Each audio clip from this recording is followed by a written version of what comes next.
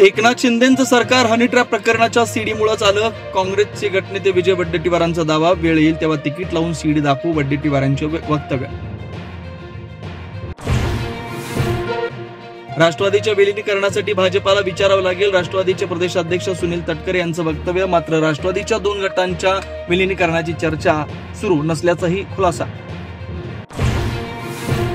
मोदी नसतील तर भाजपला लोकसभेच्या 150 जागा जिंकणंही कठीण. भाजप खासदार निशिकांत दुबेंचं वक्तव्य. मोदींची भाजपला नाही तर भाजपला मोदींची गरज असे स्पष्टीकरण. निवडणूक आयोग म्हणजे शेंदूर फासलेला धोंड्या. राऊतांना दिलेल्या मुलाखतीत उद्धव ठाकरेंची कडाडून टीका. कोणत्याही धोंड्याला शिवसेना नाव देण्याचा आयोगाला अधिकार नसल्याचा युक्तिवाद.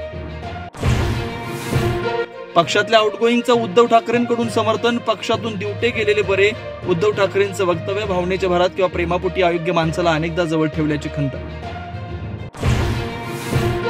मनसे अध्यक्ष राज ठाकरेंविरोधात मुंबई हायकोर्टात याचिका दाखल. राज ठाकरे यांच्या विरोधात गुन्हा दाखल करण्याची याचिकेतून मागणी. भाषेच्या मुद्द्यावरून अमराठी लोकांवर होणाऱ्या हल्ल्यासाठी जबाबदार असल्याचा आरोप.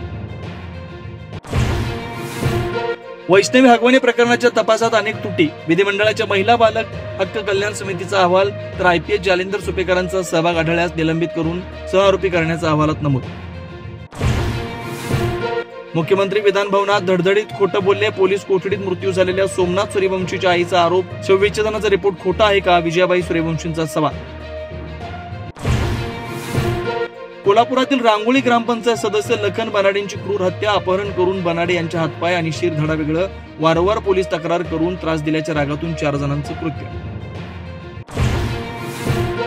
रत्नागिरी, रायगड, सिंधुदुर्ग जिल्ह्याला आज मुसळधार पावसाचा इशारा. तर मुंबईसह ठाणे, पालघर भागात हलक्या ते मध्यम सरी बरसण्याची शक्यता. किंग सिनेमाच्या ऍक्शन सीनच्या शूटिंग दरम्यान शाहरुख खान जखमी. इजा गंभीर नाही पण शाहरुख खान उपचारासाठी अमेरिकेला रवाना.